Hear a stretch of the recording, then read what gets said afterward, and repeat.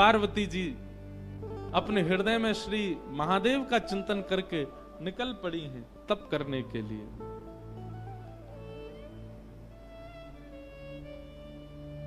आहा, मानस जी में गोस्वामी जी वर्णन करते हैं पार्वती जी ने कैसा तप किया। बोले अस तप काहू न कीन भवानी, ऐसा तप आज तक किसी ने किया ही नहीं। भय अनेक धीर मुनि ज्ञानी, बड़े बड़े ज्ञानियों ने भी जब पार्वती जी को देखा, देख करके सब आश्चर्यचकित हो गए। ऐसा तप आज तक किसी ने किया ही नहीं जैसा पार्वती जी कर रही हैं। अच्छा, एक बात,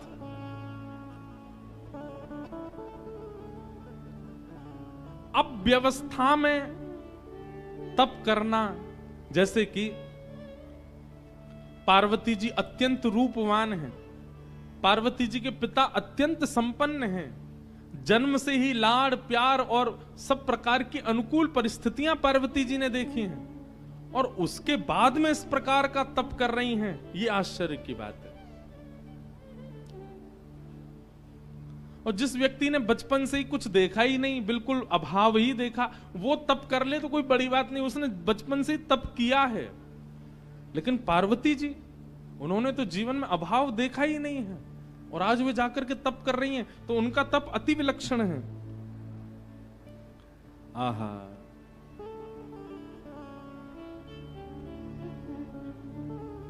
पार्वती जी का ऐसा तप हुआ। उस तप के बाद आकाशवाणी होने लगी। बोले हे पार्वती जी, हे जगदम्बा पराम्बा, हे हिमालय पुत्री, आप जिस कारण से तप कर रही हैं, आपका तप निश्चित पूर्ण होगा, और जिनकी प्राप्ति के लिए आप तप कर रही हैं वो आपको प्राप्त होंगे। आहा, पार्वती जी के विषय में बताया गया। और अब यहां महादेव की स्थिति सती जी के जाने के बाद की बता रहे हैं। जब ते सती जाई तनु त्यागा, तब ते शिव मन भयउ विरागा। एक तो महादेव पहले से ही वैराग्य रूप में रहते हैं, लेकिन सती के प्राण त्यागने के बाद अब महादेव और बीतराग हो गए और वैराग्य में आ गए। जपहि सदा रघुनायक नामा, जहां तहां सुनहि राम गुण ग्रामा। राम जी का स्मरण करते हैं, और जहां भी कथा होती है महादेव बिन बुलाए पहुंच जाते हैं और पूरी कथा श्रवण करते हैं, केवल राम राम राम चिंतन करते हैं। ऐसे बीतराग, ऐसे वैराग्य में महादेव जाते चले गए। ऐसे ही चलते चलते चलते बहुत समय निकल गया। बंधुओं, गोस्वामी जी महाराज आगे जो वर्णन कर रहे हैं, उस भाव को पढ़कर के एक मन में भाव आता है। हम भजन की श्रेष्ठता किसमें मानते हैं? हम भजन की श्रेष्ठता मानते हैं कि हमारे भजन से हम जिसका भजन कर रहे हैं वो प्रकट हो जाए। हम इसी को भजन की श्रेष्ठता मानते हैं। राम जी का इतना स्मरण किया, इतना ध्यान किया महादेव ने। प्रगटे राम कृतज्ञ कृपाला, प्रगटे राम कृतज्ञ कृपाला। कैसा रूप? रूपशील निधि तेज विशाला, रूपशील निधि तेज विशाला। बहु प्रकार शंकरी सराहा, बहु प्रकार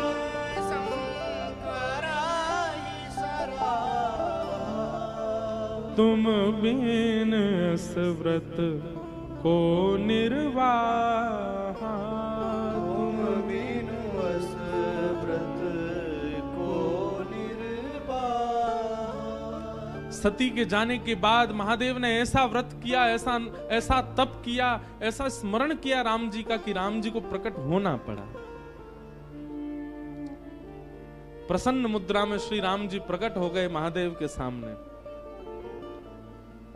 आगे जो हुआ वो अद्भुत है। नियम तो आज तक हमने ऐसा सुना है कि देव प्रकट होकर के कहते हैं कि वरदान मांगो, परंतु राम जी प्रकट होकर के महादेव से कह रहे हैं हमको वरदान दे दो। महादेव की प्रतिज्ञा से, महादेव के तप से राम जी प्रकट हो गए और प्रकट होकर के राम जी महादेव से बोले हम आपसे बहुत प्रसन्न हैं, आपके भजन से बहुत प्रसन्न हैं, अब हम आपसे कुछ मांगना चाहते हैं। ये तो उल्टा ही हो गया। भजन उसको श्रेष्ठ मानो कि आराध्य प्रकट होके कहे कि हमको कुछ दे दो। अब बिनती मम सुनहु शिव जोमो पर निज नेह, जाई विवाहु शैल जहि यह मोहि मांगो दे।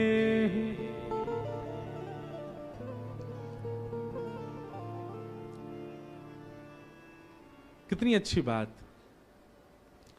हमने ठाकुर जी की इतनी आराधना की, हमने गिरधर लाल की इतनी आराधना की कि श्री गिरधर लाल जी प्रकट है करके हमसे मांग रहे हैं। परब्रह्म देने के लिए संसार को आते हैं, पर जब प्रेम से कोई पुकारता है तो परब्रह्म देने नहीं आते, मांगने आते हैं। कुछ मांगो।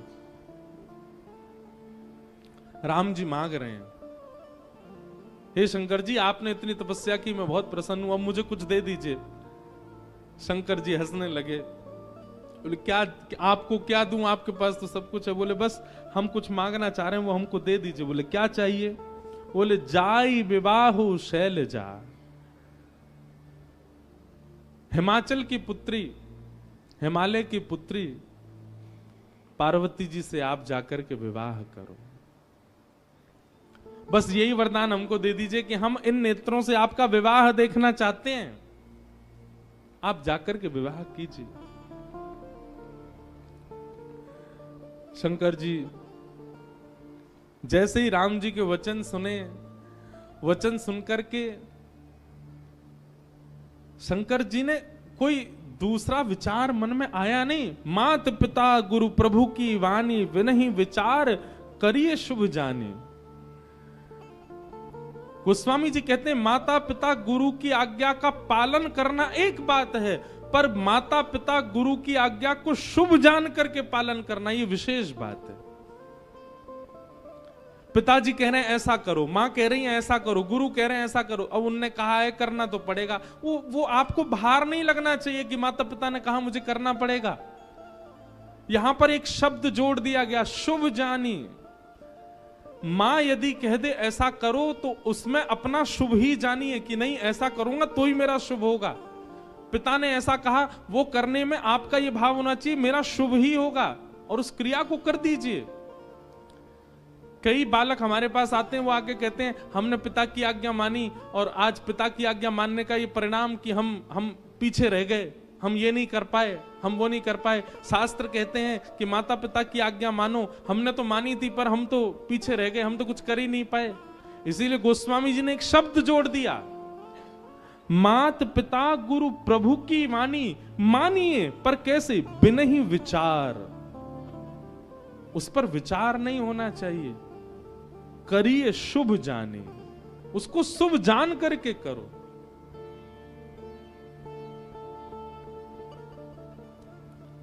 एक नगर के एक सेठ जी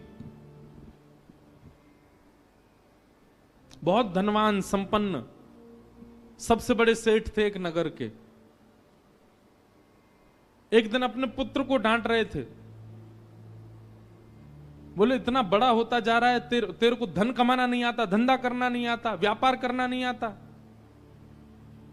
अरे बुद्धिमान व्यक्ति होता है, शुद्धि व्यक्ति होता है तो मरे हुए चूहे से भी धन कमा लेगा, और तेरे लिए सब कुछ बना के खड़ा कर दिया, अब भी तू इसका व्यापक नहीं कर पा रहा, इसको और विस्तृत नहीं कर पा रहा।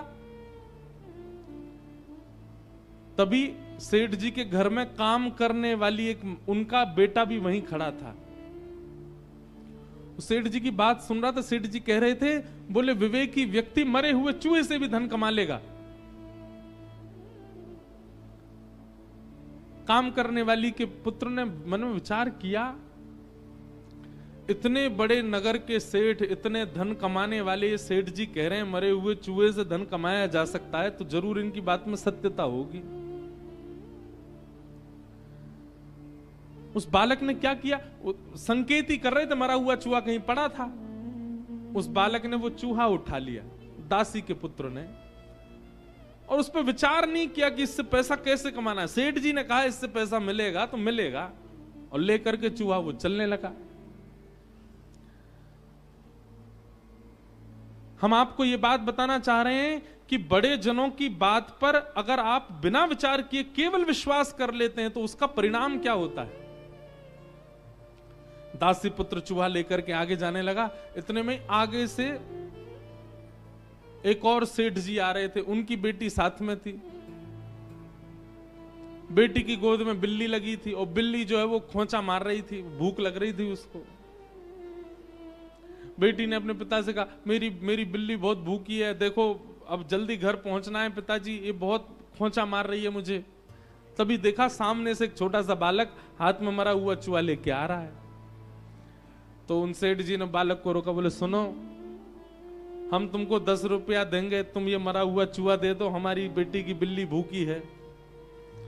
और जेब से 10 रुपया निकाल के बालक को दे दिए, मरा हुआ चूहा बिल्ली खा गई। बालक समझ गया, बोले सेठ जी ने कहा था और उनके कहने से देखो मरे हुए चूहे से मैंने 10 रुपए कमा लिए। आगे कथा बहुत बड़ी है ये कि फिर उस बालक ने 10 रुपए से कुछ लकड़ियां खरीद ली। उन लकड़ियों की जरूरत किसी यज्ञाचार्य को थी, उसको जाकर के बेच दी, वहां से 100 रुपया कमा लिए। उसने और लकड़ी खरीद ली, लकड़ी का पूरा एक भंडार बना लिया, जिन जिन को आवश्यकता होती बेचने लग गया। एक दिन उन्हीं सेठ जी के माता जी की मृत्यु हो गई, उनके अंतिम संस्कार के लिए लकड़ी चाहिए थी, पर इतनी वर्षा हो रही थी कि कहीं सूखी लकड़ी मिली नहीं। तभी ढूंढते ढूंढते लोग इस बालक के पास आ गए। अब ये बड़ा हो चुका था, इसने कुछ लकड़ियों को वर्षा से संभाल के रखा था। लकड़ी मांगी तो इसने बहुत दाम मांगे, बोले कि इतना पैसा दोगे तो दूंगा, नहीं तो नहीं दूंगा, क्योंकि इतने दिनों से बहुवृष्टि हो रही है, बारिश की, लकड़ियों का अभाव है। जो दाम उसने कहा वो दाम सेठ जी ने दिया। बोले हमारी माँ का अंतिम संस्कार होना, तू बोल, तो उतने खूब ऊंचे दाम मांगे और माँ का संस्कार कर दिया सेठ जी का। उस दाम से उसने लकड़ी का सबसे बड़ा व्यापारी बन गया। तो वही बालक एक दिन जब बहुत बड़ा व्यापारी बना तो बेटा बेटा सोचने लगा, कहां मैं एक दासी का पुत्र था, आज मैं सबसे बड़ा व्यापारी हूं। ये सब प्रारंभ कहां से हुआ? तब उसने सोचा, ओहो, वो सेठ जी जिनके यहां मेरी मां काम करती थी, वो अपने बालक को डांट के कह रहे थे कि चूहा से, मरे हुए चूहा से धन, वहीं से मैंने सबसे पहली कमाई मेरी वहीं हुई थी, 10 रुपया कमाए थे मैंने। आज अपने गुरुजी को प्रणाम करके आऊं। और बालक सोने का चूहा बना करके ले गया, छोटा सा, और सेठ जी के पास गया, उनके चरणों में रख करके बोला, जय हो मेरे गुरुदेव, आपके एक वचन का मैंने बिना विचार किए पालन किया, विश्वास करके पालन किया, आज मैं पूरे विश्व का, नगर का राजा बन गया हूं आपकी कृपा से। कहने को एक कथा है, पंचतंत्र की कथा है, छोटे बच्चों को पढ़ाने वाली कथा है, पर इसमें बहुत विशेष बात। हम व्यासपीठ पे बैठ के, रामेश्वरम तीर्थ में बैठ करके कह रहे हैं, वैसे तो यहाँ बच्चों की संख्या कम है, पर हमको सुनने वाले बच्चे ऑनलाइन बहुत ज्यादा हैं, उनसे हम कहना चाह रहे हैं, गोस्वामी जी की इस बात को देखिए, मात पिता गुरु प्रभु की वाणी, विनही विचार करिए शुभ जानी। सबसे पहले बात तो माता पिता की आज्ञा मानना शुरू करो, और फिर दूसरी बात, माता पिता की आज्ञा में विनही विचार, उसमें विचार मत करो, करिए शुभ जानी। अरे जिन राम के देश में हम रहते हैं, दशरथ जी की आज्ञा मान करके तुरंत चल दिए, पिता आज्ञा प्रधान है, निकल पड़े। पिता की आज्ञा मान करके राम जी वन गए तो राम जी बन गए। आज राम बन गए। आज सब राम जैसा बनना चाहते हैं। इसलिए कई बार आपको लगेगा कि माता पिता की बातें आपके लिए अनुचित हैं, वो उचित नहीं है। महादेव परम उदासी हो चुके हैं, अब परम बीतराग हो चुके हैं। विवाह का दूर दूर तक भी संकेत महादेव के चित्त में नहीं था सती के जाने के बाद। पर राम जी ने आकर के जब कहा, जाई विवाहु शैलजा यह मोहि मांगे देहु, राम जी हाथ पसार करके महादेव से कह रहे हैं, बोले हम मांगना चाहते हैं कि आप हिमालय की पुत्री से जाकर के विवाह कर लो। सुनते ही महादेव खड़े हो गए, बोले आपकी जो आज्ञा, आप जो कहेंगे करेंगे, उसमें कोई किंतु परंतु वाली बात नहीं, हम करेंगे विवाह।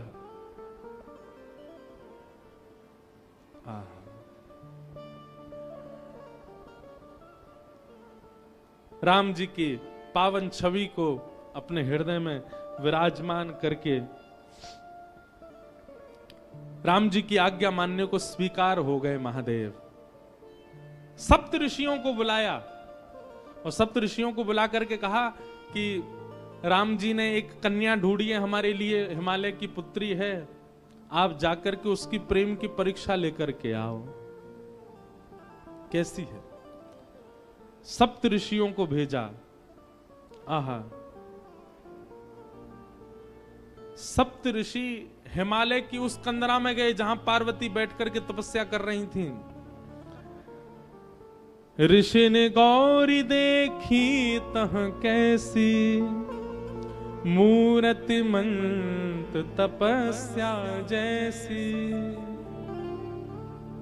सप्त ऋषि लेने के लिए गए थे परीक्षा, पर दूर कंदरा में बैठी हुई जैसे ही गौरी को देखा, पार्वती जी को देखा, तो सप्तऋषि बोले उनको कन्या नहीं दिखाई दी, उनको शैलजा नहीं दिखाई दी, उनको पार्वती नहीं दिखाई दी, तो बोले साक्षात तपस्या ही मानो बैठी हो, ऐसी लग रही है पार्वती जी। जिन महादेव, अच्छा एक बात बोले, महादेव को आज भी प्राप्त करना तपस्या से कम नहीं है। आज भी इतने सहजता से महादेव मिलते नहीं है। थोड़ी थोड़ी तपस्या तो सबको करनी पड़ती है, चाहे थोड़ी सही करनी तो पड़ती है। हमको रामेश्वरम आना पड़ा तो आने में ही तपस्या हो गई। जो लोग ट्रेन से आए हैं उन्होंने तो घनघोर तपस्या करी है, पर जो फ्लाइट से आए हैं उनकी भी तपस्या कम नहीं है। दिल्ली से उड़ो पहले मदुरई की, अब तो सीधी फ्लाइट है, पर बीच में पहले हम आते थे सीधी नहीं थी, पहले चेन्नई रुको, फिर चेन्नई से दूसरी फ्लाइट पकड़ो, फिर मदुरई आओ, फिर मदुरई से गाड़ी चला के लौट के आओ, फिर यहाँ की भीड़ भाड़ में लग के जैसे तैसे। थोड़ा तप तो करना ही पड़ता है, बिन तप शिव नहीं मिलते। और शिव का स्वरूप क्या है? विश्वास। बिना तप के विश्वास प्रकट नहीं होता, तप तो करना पड़ता है। और जब अर्धांगिनी बनना है तो साक्षात तपस्या का रूप धारण करना पड़ेगा। सप्त ऋषियों ने जाकर के जैसे ही पार्वती जी को देखा तो कहने लगे, बोले कि ऐसा लगा ही नहीं कि कोई स्त्री बैठी है, कोई कन्या बैठी है, कोई गौरी बैठी है, कोई हिमालय की पुत्री, ऐसा लगा साक्षात तपस्या ही बैठी है। ऐसी तपस्या।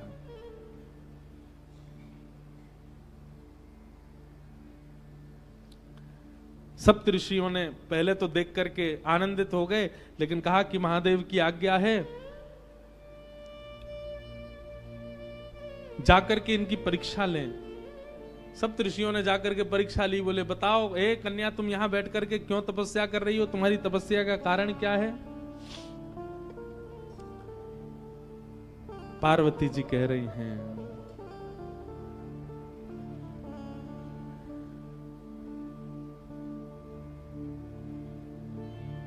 मेरे गुरु नारद ने आकर के जिनके वरण के लिए मुझे आज्ञा की है, मैं उन्हीं महादेव की प्राप्ति के लिए यहां तप कर रही हूं, उन्हीं महादेव की प्राप्ति के लिए यहां बैठी हूं।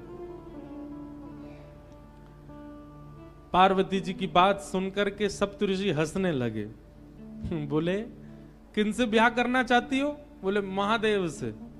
बोले वो महादेव जिनका रहने का ठिकाना नहीं, खाने का ठिकाना नहीं, पीने का सोने का ठिकाना नहीं, भभूति रमा करके जो रहते हैं, भूत प्रेतों के बीच जो रहते हैं, अरे जिनके ऊपर छत भी नहीं है, आकाश ही जिनकी छत है, ऐसे महादेव जिनके खुद के पहनने के वस्त्र दूसरे नहीं होते, उनसे तुम ब्याह करना चाहती हो? भूखी रह जाओगी, भोजन तक नहीं मिलेगा तुमको। कैलाश में रहते हैं, इतनी शीतल हवा चलती है वहां, ओढ़ने के लिए कंबल तक नहीं मिलेगा, भोजन करने के लिए अन्न तक नहीं मिलेगा। महादेव की जितनी अप्रशंसा हो सकती थी, ऋषियों ने महादेव की आज्ञा से ही की पार्वती जी के सामने।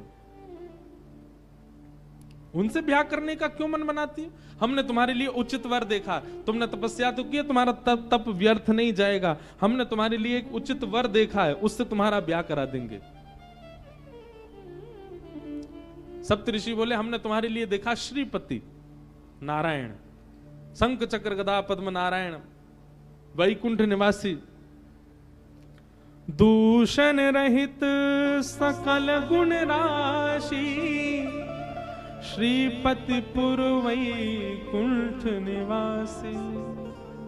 हे पार्वती, तुम्हारे लिए हमने सुयोग वर देखा, जैसा तुम्हारा रूप स्वरूप है, तुम जिनके बगल में खड़ी होकर के बिल्कुल सुसज्जित लगोगी, वो तो श्रीपति नारायण हैं, उनसे तुम्हारा ब्याह करा दे। श्रीपति नाम सुनते ही पार्वती जी हंसने लगी। वाह, हे ऋषियों, आप सबको मैं प्रणाम करती हूं। आपने अभी अभी कहा श्रीपति, श्री यानी कि लक्ष्मी, और उनके जो पति हैं, मतलब जो पहले से ही विवाहित हैं, आप उनसे हमारा विवाह करवाना चाहते हो? आप हमको आकर के मार्ग दिखा रहे हो कि कलेश करवाना चाह रहे हो? मतलब हम विवाह करके वहां वैकुंठ में जाएं और फिर श्री यानी कि लक्ष्मी और हमारे बीच में विवाद ही बना रहे? क्षमा करें, इस तप के बल हमको वो सब नहीं चाहिए। नारद वचन न मैं परिहरऊ, बसऊ भवन उर्जर नहीं डरहु, गुरु के वचन प्रतीत न जये, सपने हूं सुगम न सुख निधते हूं। पार्वती जी कह रही हैं, मुझे अपने गुरु पर बहुत भरोसा है। मेरे गुरु ने मेरे लिए जो चुना है, वो चाहे अब जैसा हो, मैं उसी के साथ रहूंगा। जो गुरु आज्ञा पर भरोसा नहीं करता, गुरु आज्ञा का पालन नहीं करता, उसको सपने में भी कभी उसका सफल नहीं हो सकता, उसका कभी मनोरथ सिद्ध नहीं हो सकता। मुझे अपने गुरु पर बहुत भरोसा है। भरोसो दृढ़ इन चरणन के। बंधुओं, ये बातें ना आप लोग कथा में तो खूब भाव से सुनते हो, पर पालन नहीं करते, ये बात हम जानते हैं। हम लोग सारे नियमों का पालन कर लेते हैं, लेकिन विश्वास नहीं रखते ठाकुर के प्रति, गुरु के प्रति। जिन उमा पार्वती को आप देख रहे हैं, ये पार्वती जी को जाकर के आप कुछ मांगे चाहे ना मांगे, आज मेरे कहे से जाइएगा, महादेव का केवल दर्शन कीजिएगा, मांगने के लिए पार्वती जी के सामने जाइएगा और झोली फैला करके कहिएगा, माता पिता गुरु और शास्त्रों के प्रति हमारा अखंड विश्वास प्रकट हो। हे पार्वती जी, ये वरदान हमें प्रदान करो, क्योंकि विश्वास की साक्षात प्रदाता आप हैं।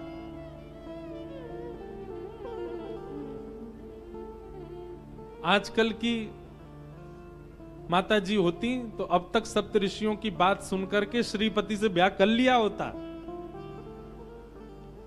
आजकल की माता जी तो ये सोचती है, ठीक है, श्री को हम देख लेंगे, हम ही अधिपत्य संभालेंगे वैकुंठ में, ऐसे के संग थोड़ी रहेंगी जिसकी इतनी निंदा कर रहे हैं सब लोग। अरे कहां तक कहें, पार्वती जी ने पहले तो गुरु विश्वास को अटल दिखाया कि मेरे गुरु के प्रति भरोसा है, वो जैसे भी चुन के लाएंगे मैं उनसे ब्याह करने को तैयार हूं।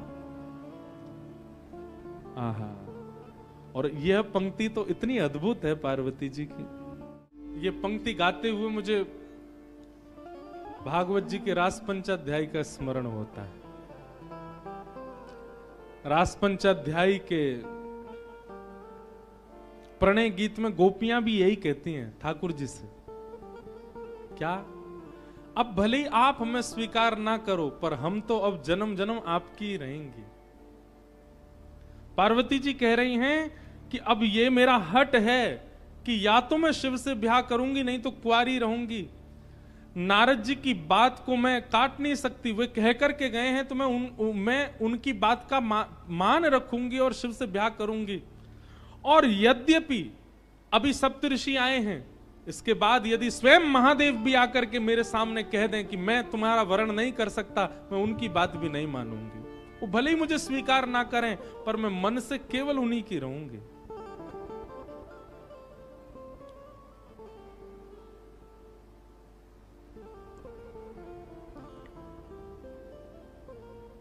एक बात हम कहते हैं,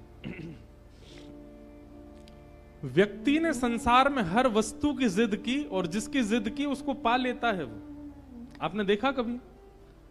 आप जिद पे अड़ जाओ और जिस वस्तु की जिद आप करोगे वो आपको, भले ही आपके परिवार के लोग, आपके मित्र लोग लाके दे ही देते हैं, आपकी इतनी जिद है।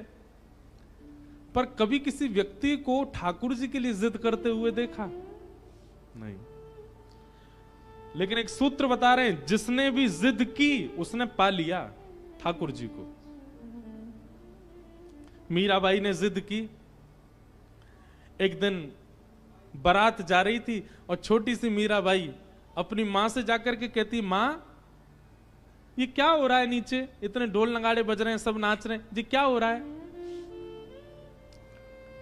मां ने कहा, अरे एक बींगड़ी के लिए उसका बींग, उसका पति, होने वाला पति दुल्हा बन करके घोड़ी पर चढ़ के जा रहा, उसके परिवार के लोग सब नाच रहे हैं और ये जाएगा और किसी की लाली से जाकर के ब्याह करेगा, फिर सदा उसको अपने पास ही रखेगा। देखते देखते मीराबाई के मन में आया, मैया मेरा बींद कब आएगा? छोटी सी मीरा, मेरे पति कब आएंगे? और मेरे पति कौन है? मेरा बींद कैसी बारात लेके आएगा? उसकी बारात में कैसे लोग नाचने वाले होंगे? बड़ी माताएं बहनें सब हंसने लगी। अरे मीरा, तू तो छोटी सी, कैसा हट करती है, अभी तो बहुत समय तेरे ब्याह में। मां जाकर के रसोई घर में काम करने लगी। अब मीरा जाकर के द्वार पर खड़े होकर बोले, मां बताओ ना मेरे बींद कौन है, वो कब आएंगे? मां कुछ और काम करने चली जाए, मीरा पीछे पीछे, मां आप बताती क्यों नहीं, मेरे बींद कौन है, उनका स्वरूप कैसा होगा, वो कब आएंगे मुझको लेने? कक्ष में बैठ करके कपड़े सवार रही हैं मां। मीरा आकर के रोने लग गई, बोले आप बताती क्यों नहीं हो, मेरे बींद कौन है? देखो ना, आपके भी बींद हैं पिताजी, बड़ी मासा के भी बींद हैं बड़े पिताजी, छोटी मासा के भी बींद हैं, सबके बींद हैं, मैं बिना बींद के क्यों, मैं बिना दुल्हे के क्यों, मेरा दुल्हा कौन है? इतनी जिद की, इतनी जिद की। एक दिन मां ने अपना पीछा छुड़ाने के लिए, मीरा बैठे बैठे वो बताओ ना मेरे बींद कौन है। तभी मां ने देखा मीरा के कक्ष में वो खेलती हैं ठाकुर जी के रूप के साथ, ठाकुर जी का रूप विराजन, वो बैठे तेरे बींद, यही है तेरे बींद, यही आएंगे घोड़ी पे बैठ के और यही तेरे को लेके जाएंगे अपने साथ। मीरा ने जैसे ही देखा गिरधर लाल को, मां की बात थी तो पीछा छुड़ाने के लिए, पर मीरा को इतना विश्वास हो गया मां की बात पर, मीरा को अब वो कोई और दिखे ही नहीं, उनके प्रति कोई और भाव आया ही नहीं। जो पहली बार बारात देख करके, उस बींद को देख करके लगा था ये किसी से वरण करने दुल्हा जा रहा है, वैसी भावना उनको ठाकुर जी को देख करके आने लगी, ये भी आएंगे, घोड़ी पर बैठ के आएंगे, खूब सारे बाराती होंगे। और भैया संसार के दुल्हा जब जाते हैं तो संसारी बाराती जाते हैं, अब जब मेरे दुल्हा ही गिरधर गोपाल हैं तो इनकी बारात में तो शंकर जी आएंगे, नारद जी आएंगे, इंद्र आएंगे, ब्रह्मा जी आएंगे, देवताओं की बारात आएगी। ये सारे ख्वाब मीराबाई बनाने लगी। अब वे जब भी गिरधर को देखती हैं, ये भाव रखती नहीं है कि ये पाषाण है, ये मूर्ति है, ये भगवान है, मेरे बींद हैं।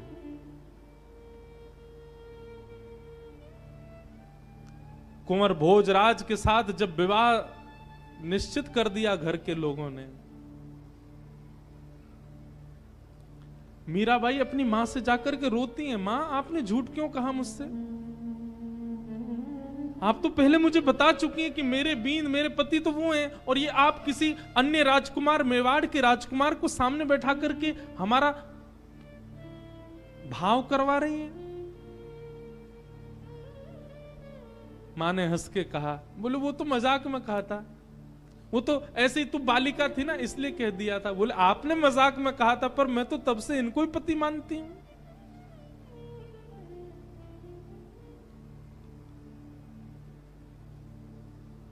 मीराबाई ने भोजराज से इस बात को स्पष्ट कर दिया विवाह से पहले ही, क्षमा करिएगा पर परिवार के लोग कह तो नहीं कि मैं आपसे विवाह करूं, पर मेरा विवाह हो चुका है गिरधर गोपाल के साथ, और हठ पूर्वक राजवंश की कन्या हूं। मेरा विवाह यदि आपसे करा भी दिया गया तो एक पत्नी जो क्रिया पति के लिए करती है, भोजन बनाना, उसका ध्यान रखना, उसके साथ रहना, उसके वंश का वर्धन करना, ये सब मैं नहीं कर पाऊंगी। मैं इस योग्य नहीं हूं, मैं इस लायक नहीं हूं। मैं आपको पहले ही बता रही हूं ताकि आप ही मना कर दीजिए कि मुझसे आपका ब्याह हो।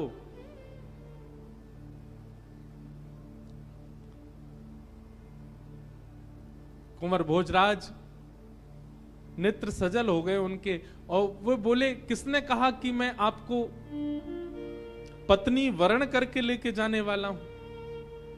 ये तो संसार को दिखेगा कि मैं आपसे ब्याह करूंगा, आपको पत्नी मान करके लेके जाऊंगा, पर वास्तव में तो हमारे मेवाड़ में राजा खूब हैं, शत्रु खूब हैं, कोई भक्त नहीं है, इसलिए एक भक्त को ले जाने के लिए आया हूं। और भले उसके लिए बहाना विवाह ही क्यों ना बने, हमारे मेवाड़ की भूमि धन्य हो जाएगी यदि आप मेरी पत्नी बनकर के चलेंगी।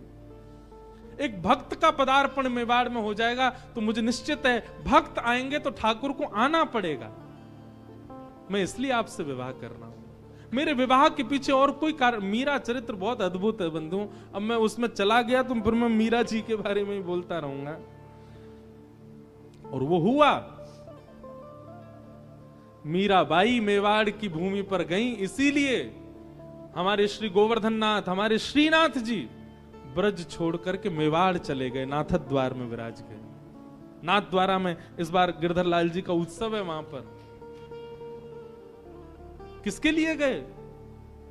क्योंकि मीराबाई घूमी है मेवाड़ में, वो चरण पधरा के आ चुकी हैं मेवाड़ में, इसलिए गए ठाकुर जी। अजब कुमारी के लिए गए मेवाड़। मीराबाई का जब ब्याह होना था ना, अगले दिन ब्याह होना है, रात्रि में ही मीराबाई ठाकुर जी को हृदय से लगा के सो रही हैं, रो रही हैं। मैं आत्मा से तो आपकी हो चुकी हूं, पर मेरे तन का विवाह माता पिता कहीं और कर रहे हैं। लेकिन बस एक बार आपसे प्रार्थना करके ये जानना चाहती हूं, आप मेरे तन को भी स्वीकार कर लीजिए ना। कोई और स्वीकार कर, उससे पहले एक बार आप कर लीजिए ना।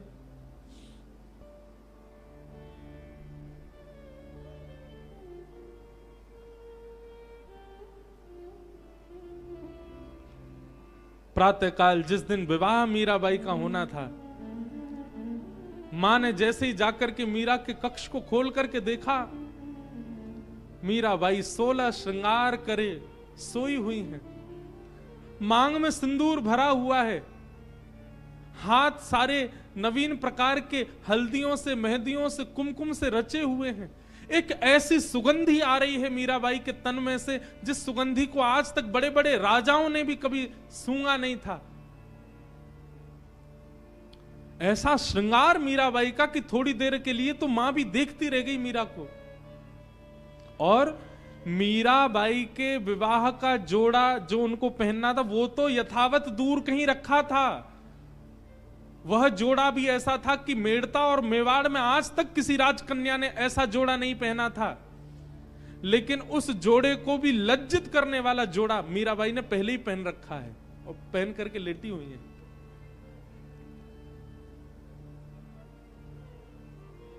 मां ने जाकर के मीराबाई को उठाया मांग में सिंदूर, पैरों में महावर लगे हैं, एक नया जोड़ा पहन रखा है, गले में मंगलसूत्र, विवाह हो गया मीरा का, मानो इस अवस्था में पड़ी हैं। जैसे ही होश में आई, उठी मीराबाई। मां ने पूछा, मीरा ये तुम क्या कर रखा है? तेरे मांग में सिंदूर कहां से आ गया? अपने वस्त्र से मिटाने लगी। मीराबाई ने हाथ पकड़े, नहीं मां, ये मत करो। पैर के महावर छुटाने लगी, हाथ की हल्दियां मिटाने लगी। मीराबाई अपने आप को समेट के किनारे ले गई। मां, ये सब मत करो। मैंने कहा था ना, गिरधर गोपाल मेरे पति हैं और मेरा उनसे ब्याह हो गया, कल मेरा ब्याह हो गया। मीराबाई की मां कहती हैं, फालतू बातें मत कर, तेरा ब्याह हो गया। अरे ब्याह हुआ, किसी ने देखा? केवल अपनी मन की बातें बोलती रहती है। किसी ने देखा तेरा ब्याह?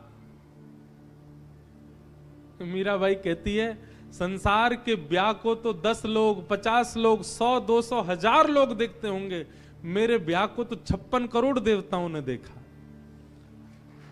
56 कोटा जना पधार्या। मेरे पतिदेव की बारात में 56 करोड़ बाराती आए थे।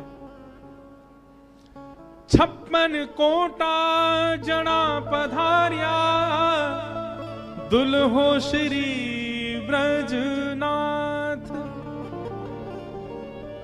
दुल्हा बनकर के मेरे ठाकुर जी आए थे, मेरा ब्याह हो गया। अब मां, ये तन, ये मन, ये आत्मा सब कृष्ण की हो चुकी है। अब मुझे इसके लिए कोई और परवाह, अब तुम चाहे जहां मुझे भेज दो, मेरा ब्याह तो हो चुका है। अब ब्याह का केवल आप नाटक करके भले ही मुझे कहीं भेज दो, मेरा ब्याह हो चुका है। अब मुझे कोई परवाह नहीं। ब्याह के दिन कन्या इतनी उदास रहती, पर मीराबाई आज बड़ी प्रसन्न है। विदाई में रोई भी नहीं मीराबाई। क्यों? प्रसन्नता है, कृष्ण से मेरा ब्याह हो गया।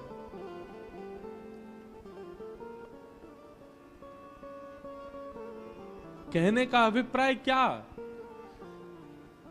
संसार ने, संसार के लोगों ने संसार की जिद की, और जिसकी जिद की वो मिल जाता है उनको। हट करने पर जिस वस्तु के प्रति हट किया गया वो प्राप्त हो जाता है।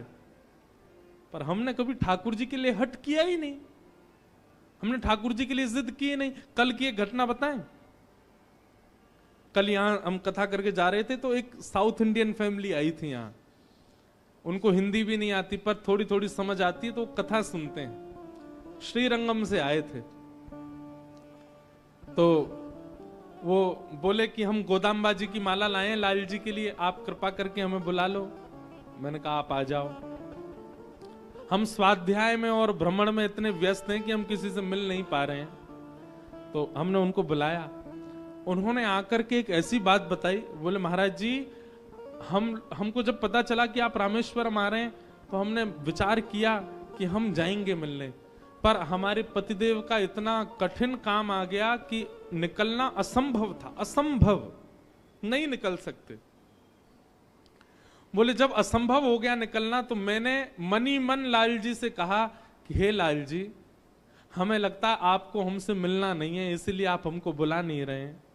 जैसे हमारे यहाँ राधा रानी है, वैसे दक्षिण में रामानुज संप्रदाय में श्री गोदाम्बा जी हैं। गोदाम्बा जी को श्री जी का ही स्वरूप माना जाता है। उनका और ठाकुर जी का यहाँ नित्य विहार की कई चर्चाएं होती हैं। अभी समय भी नहीं है, नहीं तो मैं सुनाता कई भाव। तो बोले हमने वहीं बैठे बैठे आपके लाल जी को एक प्रलोभन दिया। मैंने क्या दिया? बोले हमने कहा हे लाल जी, यदि आपने हमको बुला लिया तो हम अंडाल यानी कि श्री रंगनाथ भगवान के समीप विराजने वाली गोदाम्बा जी की गले की पहनी हुई माला आपके लिए लेकर के आएंगे। मतलब किशोरी जी की गले की माला लेके आएंगे आपको पहनाने के लिए, आप कैसे भी हमको बुला लो।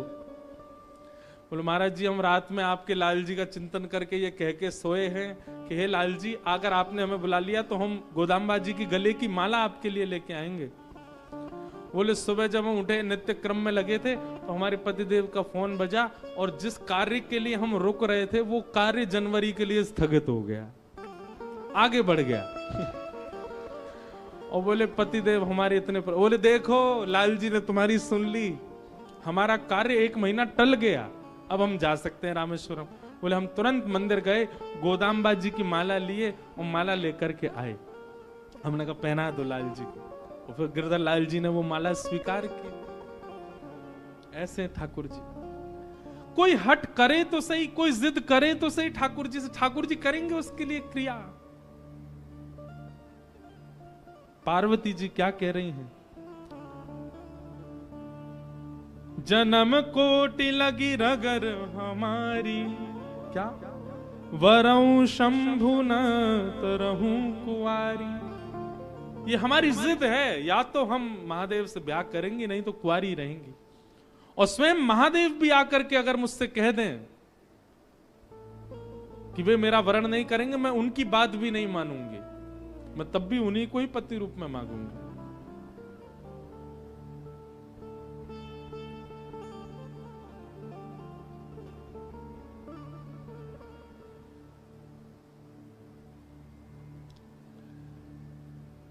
सप्त ऋषियों के पैरों में पड़ गई पार्वती जी, और पैरों में पड़ करके बोली अब हम आपसे प्रार्थना कर रही हैं कि आप सब हमको जिद करके हमारे तप को रुकवाइए मत, आप सब लोग अब प्रस्थान करो।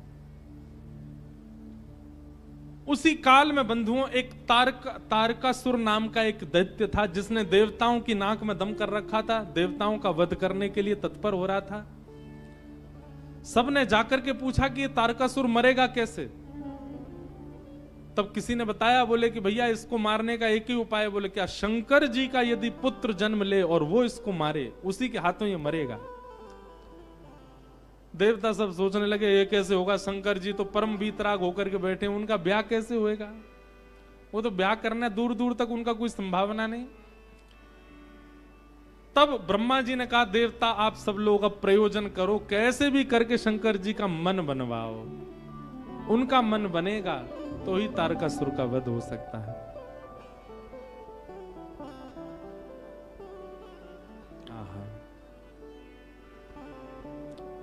ये अमर है, ये ऐसे नहीं मरेगा, महादेव के पुत्र से ही इसका वध संभव है।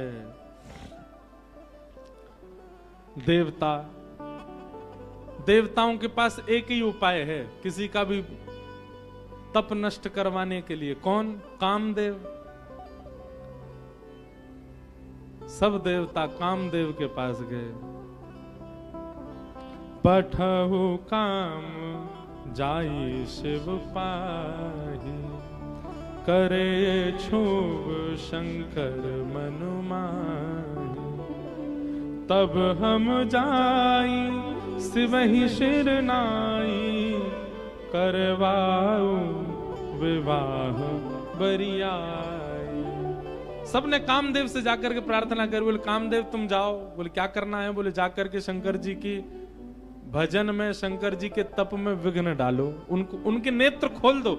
वो जैसे ही तप से बाहर आ जाएंगे उसके बाद हम जाकर के उनसे प्रार्थना कर लेंगे कि आप ब्याह कर लो, पर उनके तप को भंग करने की क्रिया तुम ही करो। कामदेव बोला आप लोगों को और कोई नहीं मिलता, बस मैं ही मिलता हूं।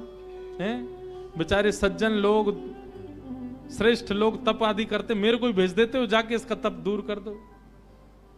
देवता सब कहने लगे हम देवता, तुम ये सोचो ना, तुम्हारा बलिदान 33 कोटि देवताओं का लाभ करता है, पूरे ब्रह्मांड का लाभ करता है। एक बात कहते हैं बंधुओं, बुरा नहीं मानिएगा, काम दैत्य नहीं है, काम देव है। उसको दैत्य हम लोगों ने बनाया है, उसकी दैत्य के प्रकार आराधना करते हैं। अब जैसे कि महादेव की आराधना का नियम है, जल चढ़ाओ, बिल्व पत्र चढ़ाओ, धतूरा चढ़ाओ, पुष्प चढ़ाओ, गंगा जल चढ़ाओ, ये नियम है। अब इस नियम से परे जाकर के यदि महादेव की आराधना करेगा तो महादेव उसका सर्वनाश करेंगे कि नहीं? ऐसी काम की भी आराधना का नियम है।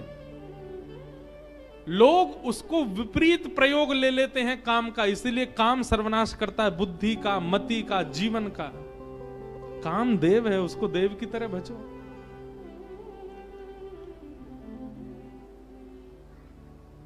सब देवताओं ने जाकर के कहा हे कामदेव तुम जाओ और जाकर के महादेव के तप को भंग करो। कामदेव बोले आप लोगों का कार्य सिद्ध होगा तो मैं चला जाता हूं। आहा, कामदेव और जगह तो बड़े सूक्ष्म रूप में जाता है, परंतु जब पता चला कि हमारे यजमान ही महादेव हैं, तो प्रचंड रूप धारण करके गया।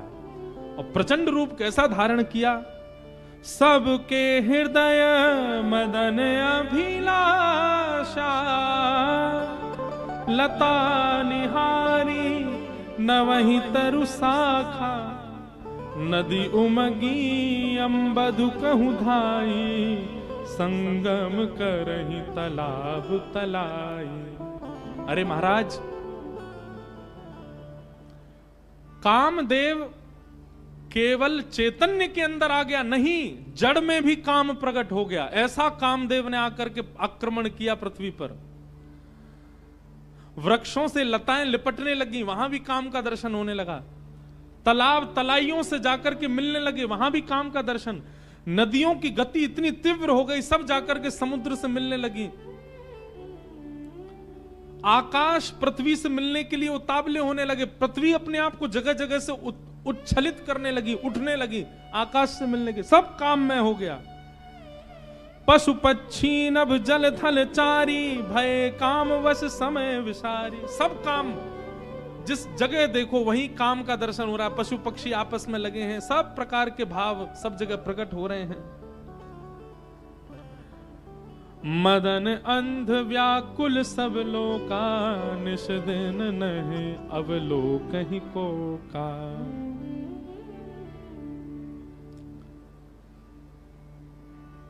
पुरुषों को अपने अलावा पूरी सृष्टि स्त्री में लगने लग गई, और स्त्रियों को अपने अलावा पूरा विश्व पुरुष में लगने लगा। और काम की ज्यादा व्याख्या करनी नहीं है, पर बस हम ये इसलिए कर रहे हैं, जिन महादेव को आप दर्शन करते हो ऐसी स्थिति में भी डगमगाए नहीं, अपने ध्यान में बैठे रहे।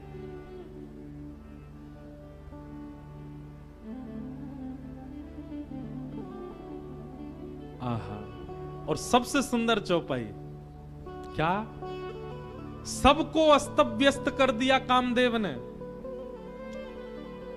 भय कामवश जोगिस तापस, पवरन की को कहें, देख ही चराचर नारी में, जे ब्रह्म में देखत रहे। जो सब में ब्रह्म देखते थे, सब में नारी दिखने लगी उनको।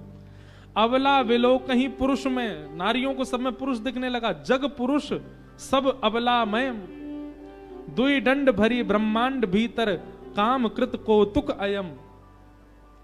धरी न काहू धीर सब, के मन मनसी मन सिज हरे। ये बहुत अच्छी बात है।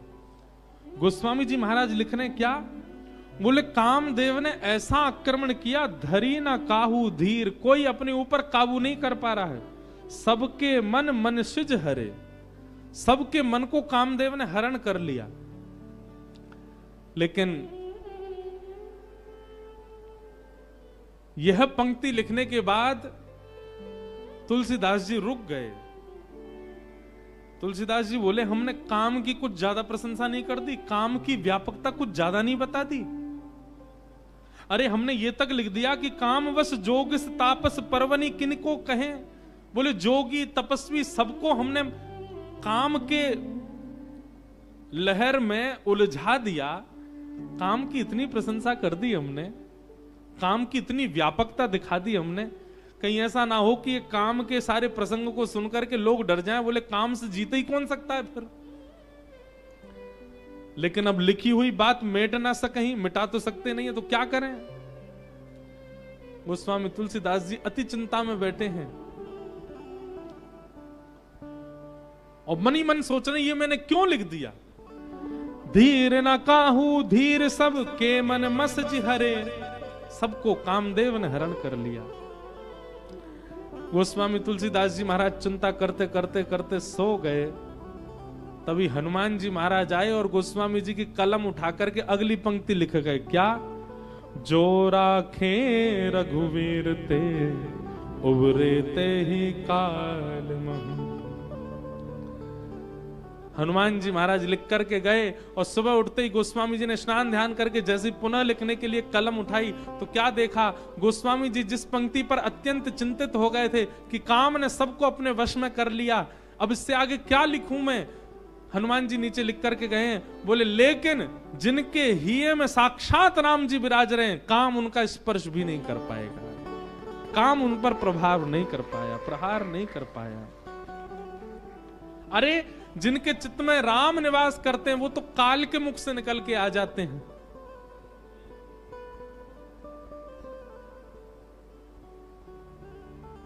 काम कैसे आक्रमण करे। सब जगह काम ने अपनी व्यापकता बिछा ली।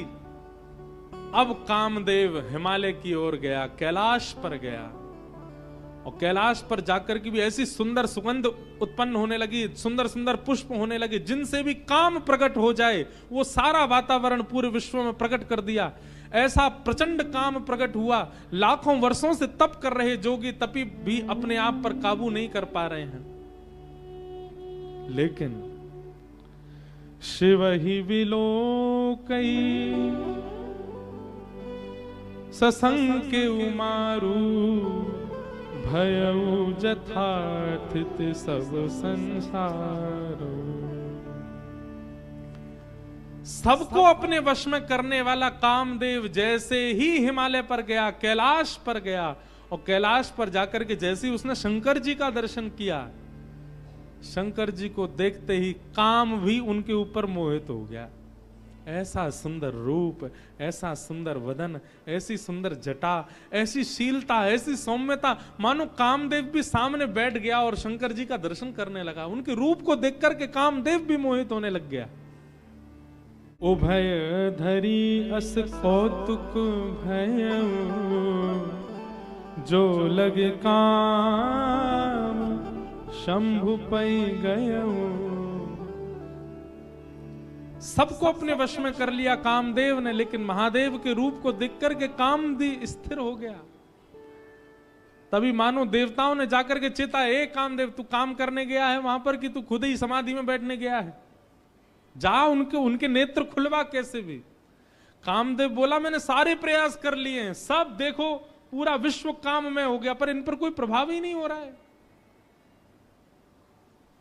तब कामदेव ने दूर देखा, एक आम का वृक्ष, उस पर चढ़ गया और एक पुष्प का बाण लेकर के कामदेव ने वहीं से महादेव का संधान किया। अब कामदेव को पता था कि अब मेरी मृत्यु निश्चित है, क्योंकि जब मेरे सारे बाणों से कोई काम नहीं बना, अब मैं इनको हठ पूर्वक उठाऊंगा और इनकी तप अग्नि निकलेगी, उसमें मेरा मरना निश्चित है। पर कामदेव भी सोच रहा है इनके द्वारा मेरी मृत्यु हो तो मैं भी सफल हो जाऊं। कामदेव ने वृक्ष पर चढ़कर के पुष्प का बाण जैसे ही महादेव के वक्ष पर मारा, वक्ष पर जाकर के बाण जैसे ही लगा तो ध्यान थोड़ा सा भंग हुआ, भ्रगुटी थोड़ी सी जुड़ गई। अनेक वर्षों से समाधि में बैठे हुए महादेव के नेत्र खुले, लाल ताम्र वर्ण के नेत्र हैं। राम स्मरण में बैठे थे, राम जी का ध्यान कर रहे, महादेव के नेत्र खुले। अगल बगल देखा, किसने किया ये? तभी वृक्ष के ऊपर बैठे कामदेव को जैसे ही देखा, रुद्र ही देखी मदन भय माना, दुराधर्ष दुर्गम भगवाना। और सुमन चाप निज सर संधाने, अतिरीश तकी शवन लगताने। तब शिव तीसर नयन उघारा, चितवत काम भयउ जरि छारा। जैसे ही कामदेव को देखा, तीसरा नेत्र खुल गया महादेव का, और तीसरा नेत्र खुलते ही अग्नि प्रज्वलित हो गई, कामदेव जल करके वहीं भस्म हो गया। बोलो रामेश्वर भगवान की। कामदेव जल करके नष्ट हो गया, हाहाकार मच गया। देवता बोले हमने तो नेत्र खुलवाने भेजा था, ये तो कामदेव का बदई हो गया। ब्रह्मा जी बोले कोई बात नहीं, आंख तो खुल गई, अब संभाल लेंगे। रति ने जाकर के, कामदेव की पत्नी ने जाकर के प्रणाम करके कहा, भगवान आपने मेरे पति को क्यों मारा? वो तो देवताओं के कार्य की सिद्धि के लिए आया था। महादेव इतने भोले हैं, पति को मार के तुरंत रति से बोले तुम चिंता मत करो, तुम्हारे पतिदेव तुमको प्राप्त हो जाएंगे। बोले कब?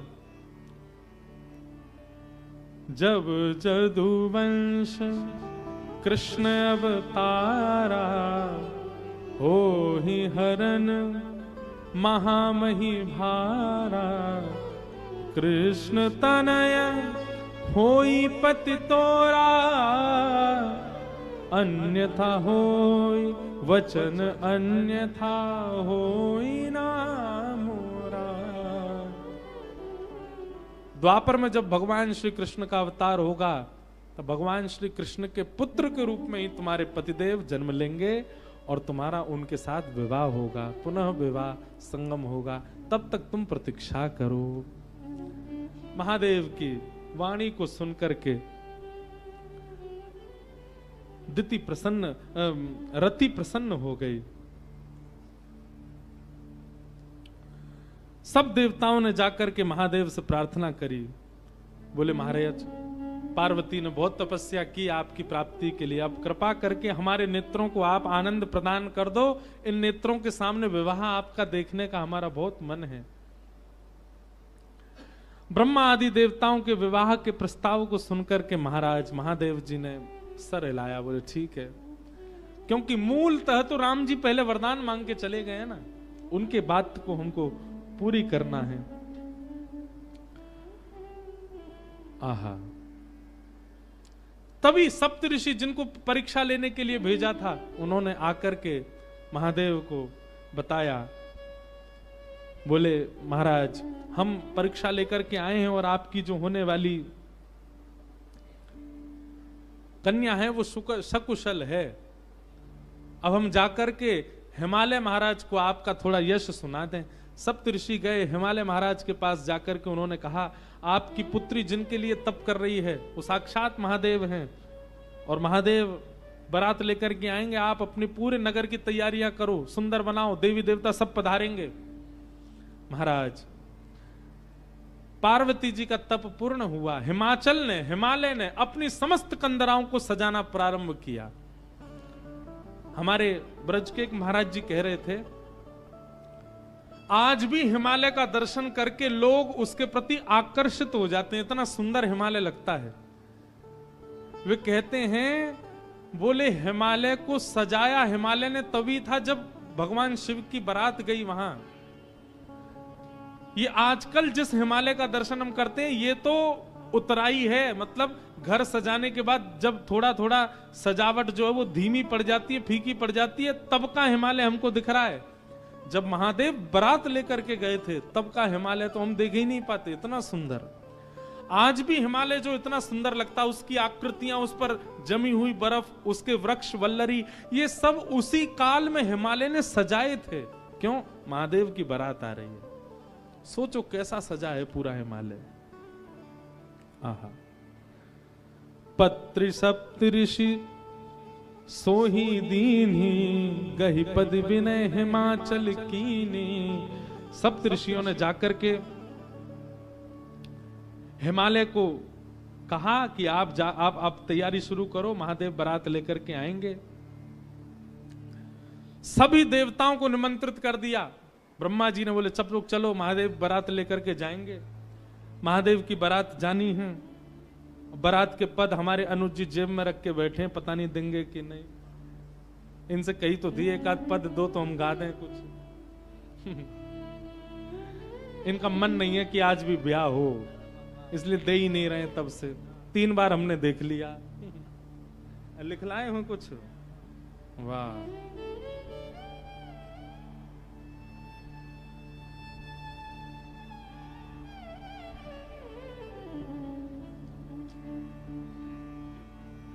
ये चित्रकूट के ही है ना, तो इनसे हमको बड़ी सहायता मिलती राम कथा में। चित्रकूट के हैं, इनको सब पता है कि कौन सी बधाई कहाँ गानी है, राम जी के विवाह में, शंकर जी के विवाह में। तो वैसे ही 2 दिन विलंब से ब्याह चल रहा है। जो परसों होना था वो आज हो रहा है। कल की जानकारी सुन लीजिए, अब 2-3 विशेष जानकारी सुन लीजिए। कल भगवान श्री राम का जन्मोत्सव होगा और भले ही कथा 3 बजे तक चले, कल तो हो ही जाएगा।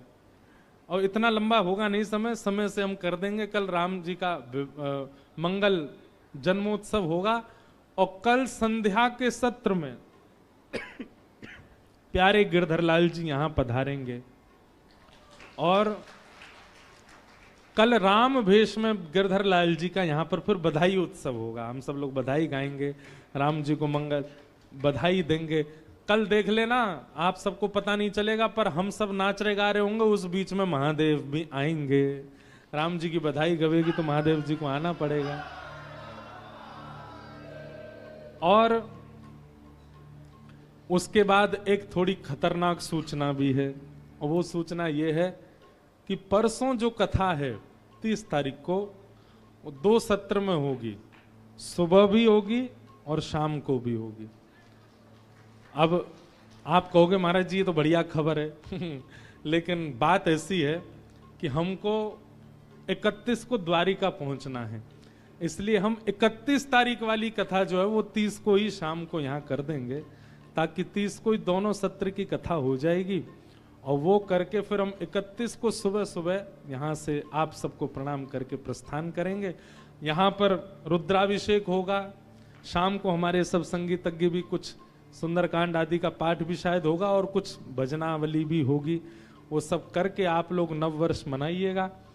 हम परसों ही दोनों सत्रों में कथा को करके फिर परसों कथा विश्राम करके और फिर मदुरई प्रस्थान कर जाएंगे, क्योंकि एक बहुत विशेष कार्यक्रम में हमको पहुंचना है कैसे भी। अब कार्यक्रम में पहुंचने के लिए कर तो रहे थे कोई और व्यवस्था, परंतु यहाँ व्यवस्था बन नहीं पा रही, इसलिए हमने बहुत अनुनय विनय करके ये नियम लिया कि हम सप्ताह का क्रम 6 दिन में ही 2 सत्र का क्रम करके फिर रात को निकल जाएंगे। और 31 तारीख को आप सब लोग ऐसे अभिषेक आदि कुछ भ्रमण करके अपने वर्ष के विश्राम को आनंदित कीजिएगा। तो ये सब भाव हैं। अब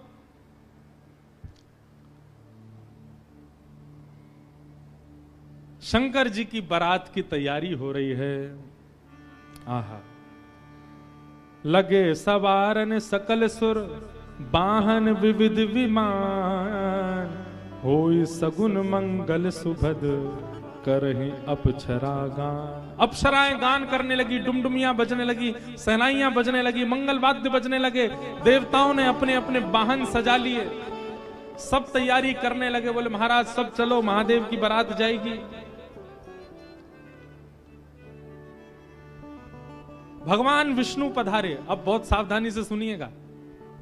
आहा, एक तो पहले से ही इतने सुंदर और बारात में जाने के लिए और सुंदर बनकर के आए, शंख चक्र गदा पद्म लेकर के भगवान नारायण आए। आहा, देख करके सब बलैयां लेने लगे, कितने सुंदर। ब्रह्मा जी चतुर्मुख चारों का श्रृंगार करके आए और सुंदर। इंद्र भी आए, सब देवी देवता सब पधारे।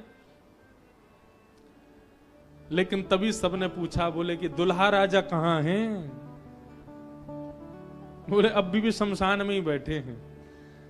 कुछ नहीं महाराज, बाग अंबर लपेटे, हाथ की तकिया लगाए पौड़े हुए हैं दुल्हा महाराज। ब्रह्मा जी ने आज जाकर के भगवान विष्णु ने जाकर के कहा, बोले आज आपका ब्याह होना है, नेक सज सवर लो, हैं थोड़े स्नान ध्यान करके नेक शुद्ध है जाओ, बढ़िया सी कोई अचकन पहन लो, सेहरा पहन लो, सिर पर पाग वाग पहन के नेक तैयार है के चलो, ब्याह होना है आपका।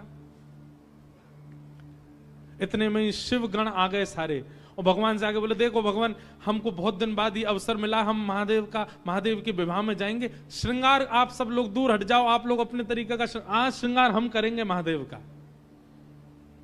महादेव तो बोले, भंडारी बोले भैया जाको रुचि लग रही हो वही कर लो। भगवान विष्णु ने शंकर जी का हाथ पकड़ा, बोले एकांत में आओ, आपसे कुछ बात करनी है। शंकर जी एकांत में गए। इतने भोले हैं शंकर जी। भगवान नारायण बोले देखो ये विवाह हो रहा है, विवाह में मजाक आदि होते रहते हैं, इसलिए बुरा मत मान जाना बात का। शंकर जी बोले हम तो कोई बुरा मानते नहीं। बोले क्यों? कामदेव आया था, आपने तीसरा नेत्र खोल करके उसको ध्वस्त कर दिया, भस्म कर दिया। कहीं पता चली सारी सरेज ने कोई ने मजाक कर दी, सोई तीसरा नेत्र खुल गयो, जल के राख हो जाएंगी साली सरेज, ये सब मत करना। विवाह का माहौल है, थोड़ी बहुत मजाक वजाक हो तो सहन कर लेना। वैसे तो आप सहन करते हैं, लेकिन आपके गण कभी कभी उत्तेजित हो जाते हैं, इनको सबको संभालना।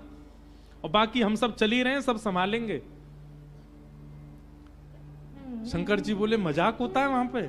ससुराल में मजाक करते हैं दामाद के साथ? भगवान बोले हाँ मजाक होता है। तो इसका मतलब है हम भी मजाक कर सकते हैं? नारायण भगवान बोले कर ही सकते हो, पर लेकिन आप जगत संहारक हैं, उस तरीके का मजाक मत कर देना कि पता चली हिमालय कोई उल्टा थाप दिया पृथ्वी में। ये सब मत करना।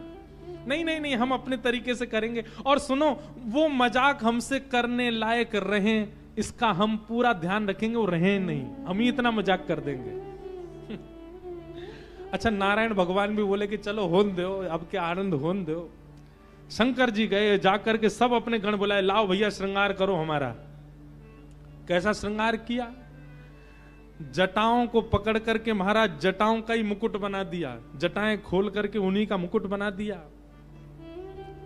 सुंदर बागंबर पहनाई। बागंबर को रस्सी से बांधते थे, पर आज रस्सी से नहीं, आज सर्प से बांधा। बढ़िया वाला सर्प लेकर के आए, कमर में ला करके बागंबर बांध दी।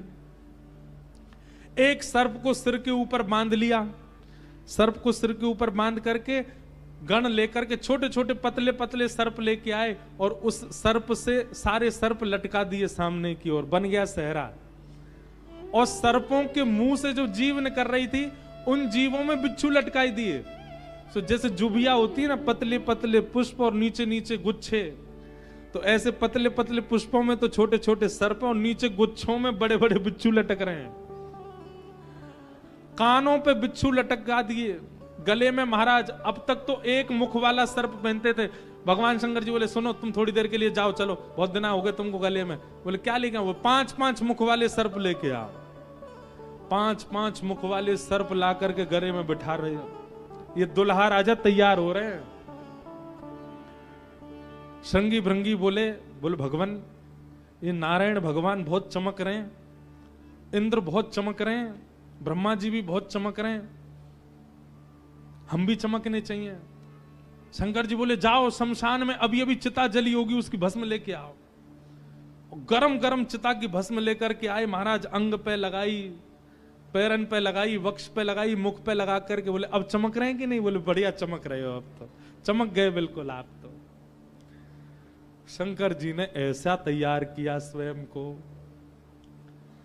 हाँ भाई, श्रृंगी भृंगी ने जय जयकार कर दी। बोले दुल्हा राजा तैयार हैं, बारात लेके चली जाए।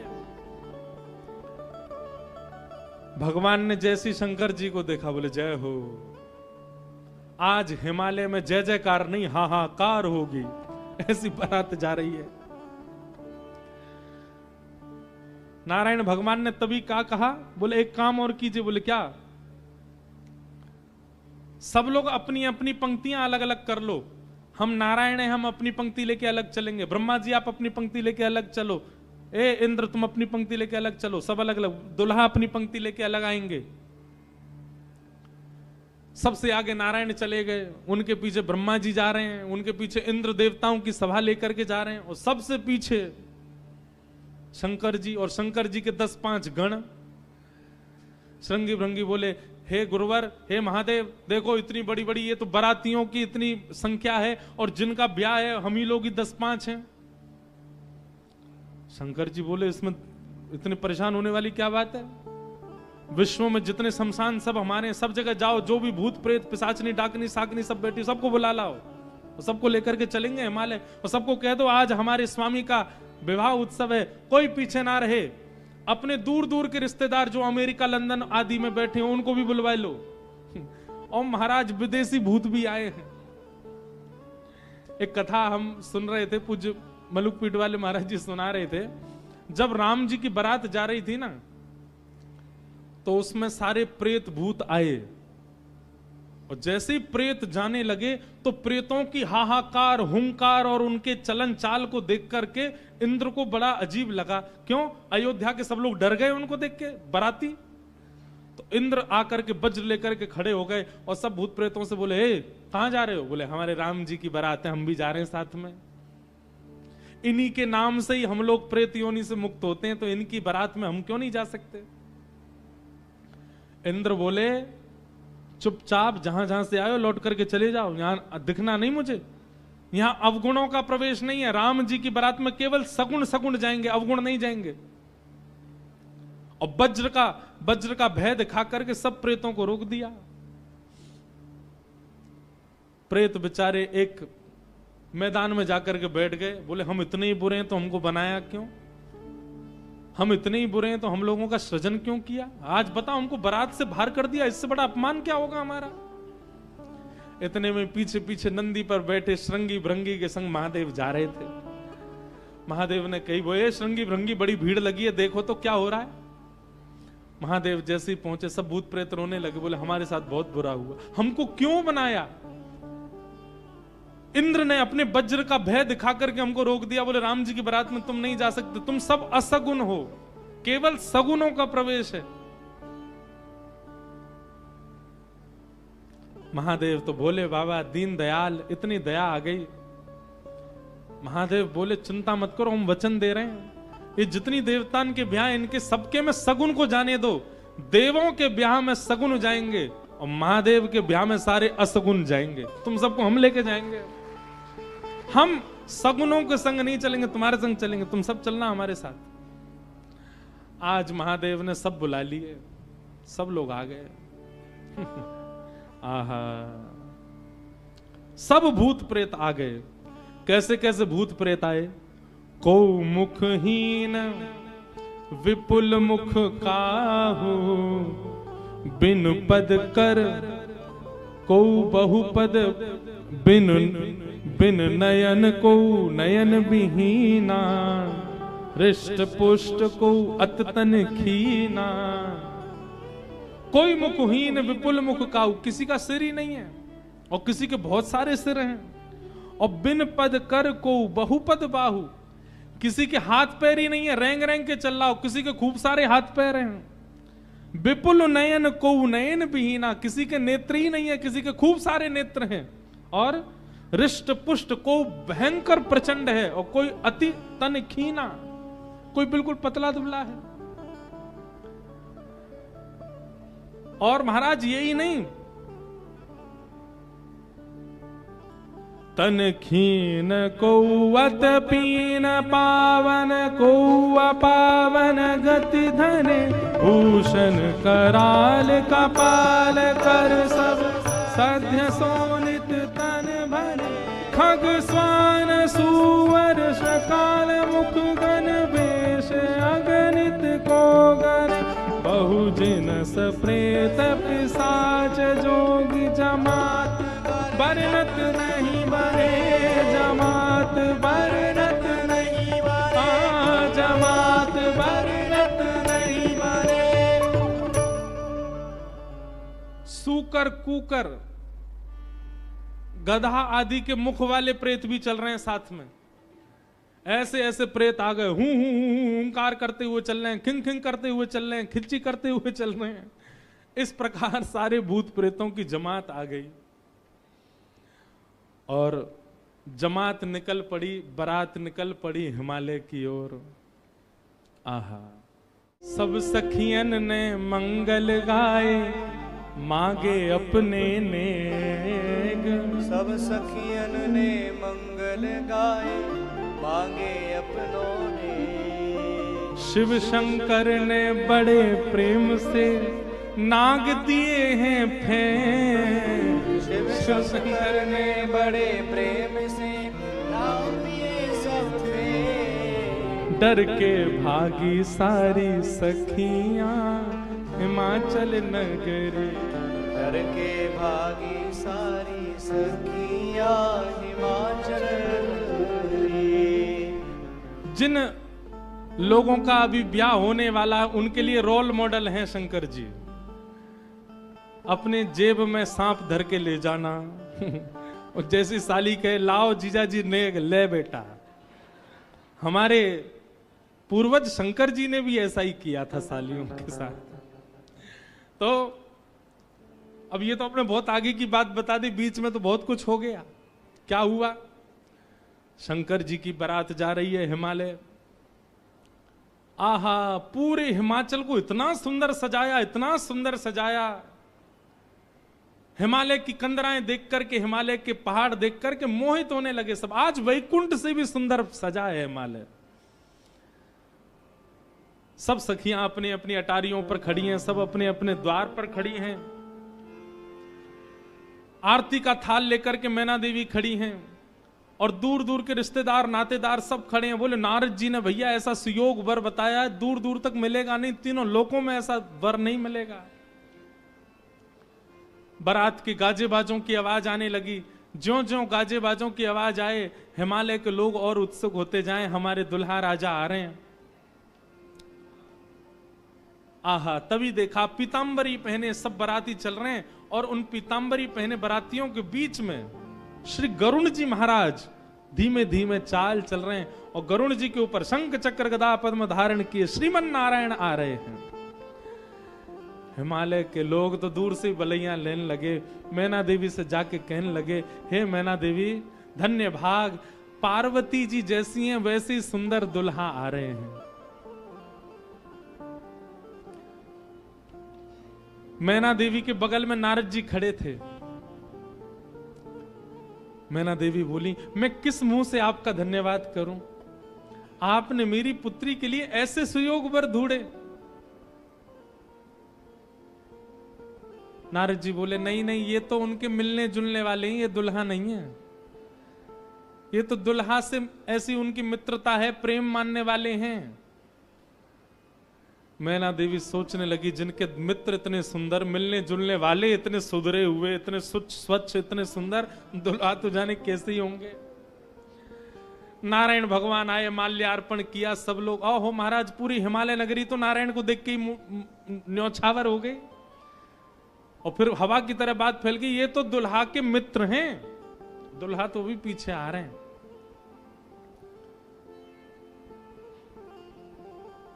उनके पीछे आए चतुरानन ब्रह्मा जी।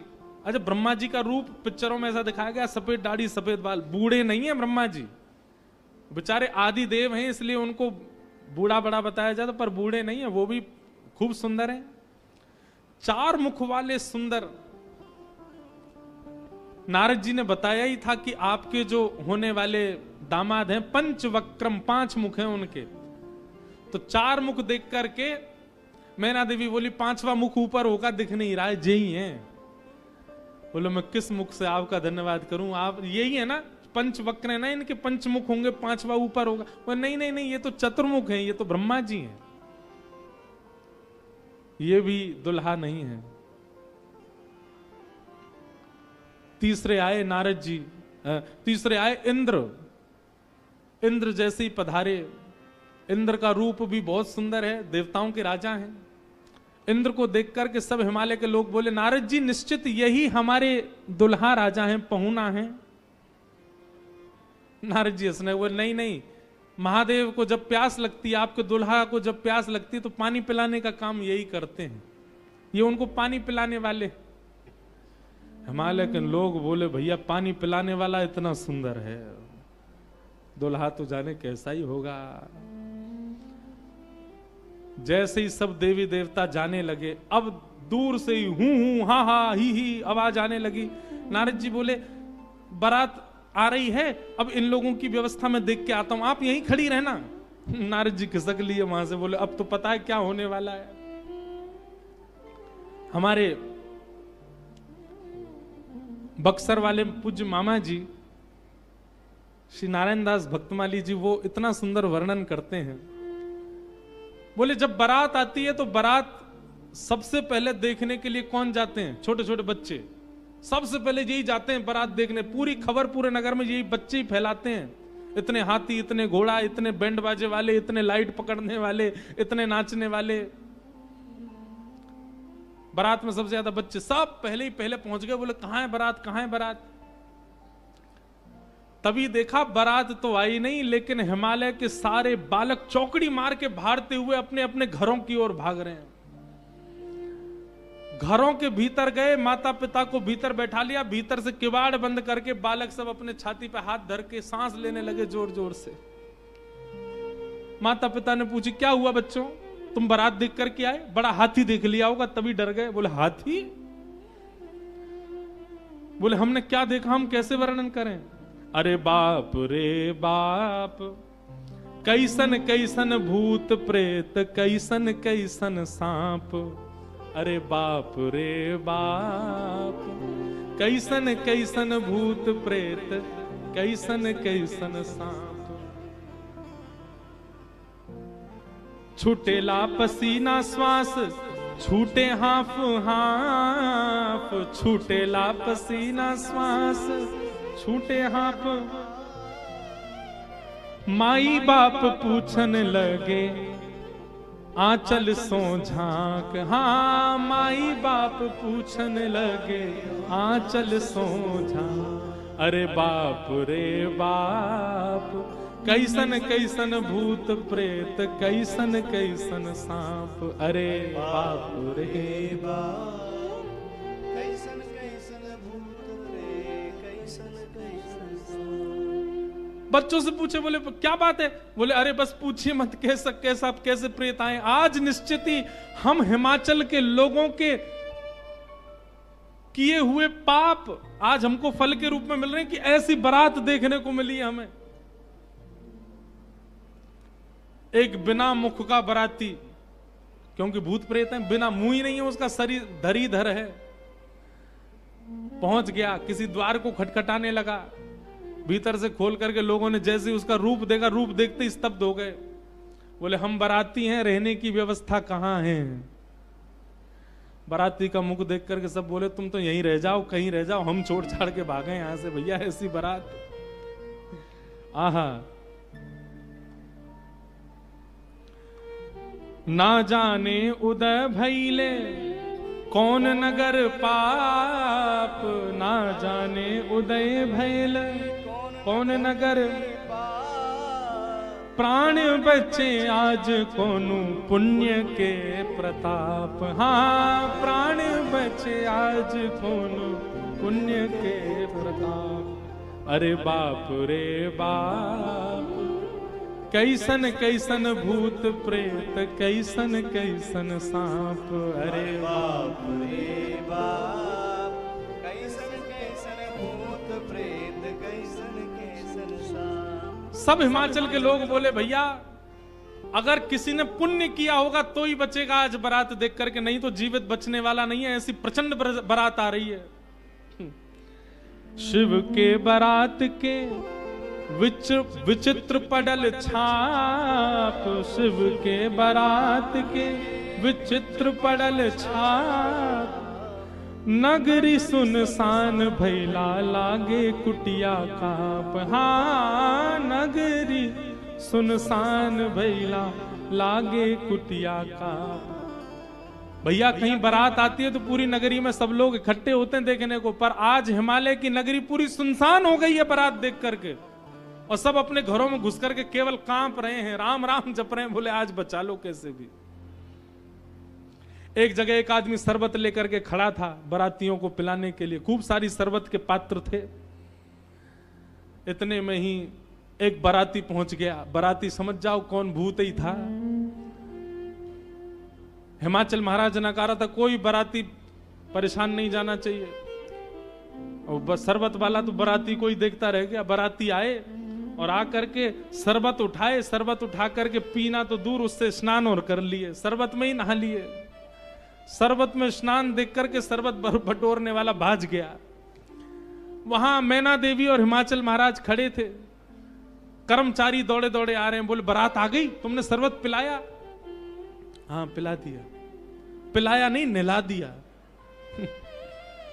अच्छा अब चलो ये पकौड़े मंगोड़े बने, ये ले जाओ, रास्ता में सबको पवाओ, किसी और को भेज दीजिए, सेवा का सौभाग्य किसी और को भी दे दीजिए, मुझे प्राण बहुत प्यारे, इकलौता हूं अपने माता पिता का। ऐसी बारात। महादेव नंदी पर सीधे नहीं बैठे, उल्टे बैठे हैं। क्यों? नारायण भगवान कह के गए थे कि मजाक होता है। बोले हम ही प्रारंभ कर दें मजाक, उल्टे बैठ करके गए नंदी पर, और श्रृंगी भृंगी से कह रहे हैं हारे इंद्र की जमात, नारायण की जमात, ब्रह्मा की जमात से कम तो नहीं लग रहे? बोले कि महाराज अपनी जमात से आगे कोई नहीं है। सबरी जमात फीकी पड़ गई हमारी जमात के आगे। ऐसे ऐसे भूत प्रेत, ऐसे ऐसे बराती तो किसी बारात में नहीं गए होंगे। आप चिंता मत करो, महादेव बड़े प्रसन्न है। बोले बहुत बढ़िया, कोई कमी नहीं छूटने पाए, करो बढ़िया व्यवस्था। आहा, कोई करे भय से विलाप, कोई करे अलाप, कोई करे भय से विलाप, कोई करे प्रलाप, कोई करे आंख मूंद राम नाम जाप। हाँ, कोई करे आंख मूंद राम नाम जाप। क्यों? अरे बाप रे बाप, कैसन कैसन भूत प्रेत, कैसन कैसन सांप। अरे बाप रे बाप, कैसन कैसन भूत प्रेत, कैसन कैसन सांप। कही लगन नारायण, मिट सब कर संताप। कहने लगे नारायण, मिट सब कर संताप। शिव जी दयालु दीन, उठ पल के थाप। हाँ, शिव जी दयालु दीन, उठ पल के थाप। अरे बाप रे बाप, कैसन कैसन भूत प्रेत, कैसन कैसन सांप। अरे बाप रे बाप, कैसन कैसन भूत प्रेत, कैसन कैसन सांप। शिव जी की बारात आ रही है महाराज। मैना देवी हाथ में थाल लेकर के खड़ी हैं। भूत प्रेत पिशाच डाकनी साकनी ये सब तो नगर में ही व्यस्त हैं। नगर में ही जितने लोग थाल ले लेकर के खड़े थे वो उनसे तो ले ही लिया। अब नगर में घरों में घुस घुस करके उनके घर की सामग्री निकाल निकाल के पा रहे हैं। बाराती आए हैं, श्रृंगी भृंगी के साथ में नंदी पर सवार होकर के महादेव जैसे ही मुख्य द्वार पर पहुंचे। नंदी विशाल, यहां के नंदी देखे आपने महादेव के सामने कैसे विशाल नंदी। नंदी नंदी दिख रहे हैं, अभी दुल्हा तो दिख ही नहीं रहा। नंदी इतने सुंदर। नंदी का पूजन किया। पूजन करके महाराज मैना देवी बोली दुल्हा कहां है? नंदी के ऊपर बैठे। किनारे आकर के देखा तो उल्टे बैठे, मुख तो दिख ही नहीं रहा है, पीछे का अंग दिख रहा है। मैना देवी बोली श्रृंगी भृंगी से, बोले दुल्हा राजा को कहो घूम जाएं, उल्टे काय को बैठे। श्रृंगी भृंगी बोले ये देव नहीं है, महादेव हैं, ये नहीं घूमेंगे, ये जैसे बैठे वैसे ही रहेंगे। बोले तो फिर तिलक पूजन कैसे होगा? बोले नंदी घूमेगा। नंदी उल्टा जब हुआ तब महादेव बैठे हैं और सबरे काम खराब करवाने वाले श्रृंगी भृंगी हैं। आप नीचे मत उतरना, आप दुल्हा हैं, सासू जी ऊपर आएंगी तिलक करने। शंकर जी भी बिल्कुल भोले भाले, जैसे बता दो वैसे कर रहे हैं। अच्छा, भगवान नारायण वैसे तो बड़े प्रिय हैं, पर वो भी दूर खड़े खड़े उनको भी आनंद आ रहा है। बोले बढ़िया है, ऐसी भी बारात एक होनी चाहिए, तो जीवन भर याद रहे सबको।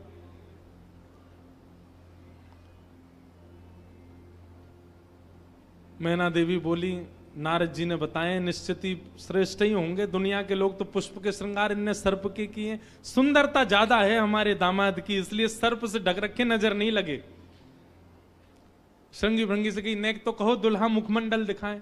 महाराज सर्प की लड़ों को हटा करके जैसे ही महादेव ने अपना मुख दिखाया, प्रचंड रूप महादेव का देख करके पूरे मुख पर भस्म लगी हुई थी महादेव के, और भस्म लगा करके तो वैसे हाउ बिलाऊ सा लगता व्यक्ति, और वो भी महादेव।